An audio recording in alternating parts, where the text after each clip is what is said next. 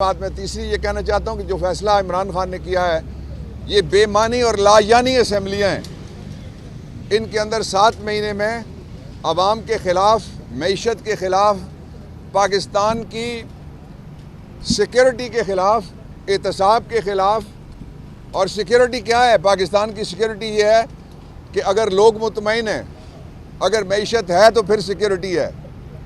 सिर्फ बंदूक से कोई सिक्योरिटी नहीं हो सकती। रशिया की मिसाल सारे जानते हैं और बेशुमार दूसरी मिसालें भी दुनिया में मौजूद हैं। तो इन हालात में जो फ़ैसला है इमरान खान का वो ऐन आइनी फ़ैसला है, कानूनी तौर पे दुरुस्त फ़ैसला है। और जो असम्बलियाँ, सूबाई असम्बलियाँ तोड़ने का इख्तियार है वो सिर्फ चीफ मिनिस्टर के पास है। आइन में गवर्नर डाखाना भी नहीं है वहाँ।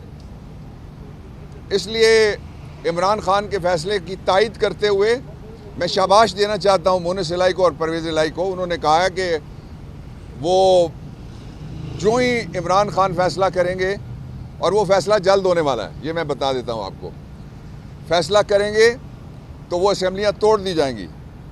पाकिस्तान में 900 से थोड़ा कम टोटल सीटें हैं पार्लियामेंट की, जिसमें 600 के करीब सीटों पे दोबारा इलेक्शन होगा।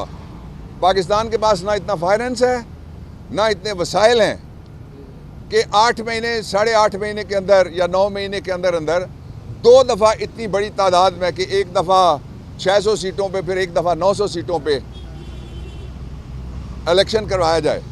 इसलिए जो रोड मैप है वो इस हुकूमत के पास कोई रोड मैप नहीं है। रोड मैप है इमरान खान के पास, और रोड मैप वो है जिसको पाकिस्तान के 88% ताजर बता रहे हैं कि ये रोड मैप है कि इकॉनमी बहाल करो। इकॉनमी के लिए एक साफ़ सुथरी गवर्नमेंट, ट्रांसपेरेंट गवर्नमेंट चाहिए, दिलेर आदमी चाहिए जो फैसला साजी कर सके। इनके दौर में बड़ी अजीब सी बात है, मुझे नहीं पता मैं कैसे कहूँ, लेकिन मैं कह दूँ अगर आप इजाज़त दें। देखिए, ये कहते हैं डीजल की भी कमी होने वाली है, हालांकि डीजल हर तरफ आपको मिलता है। डीजल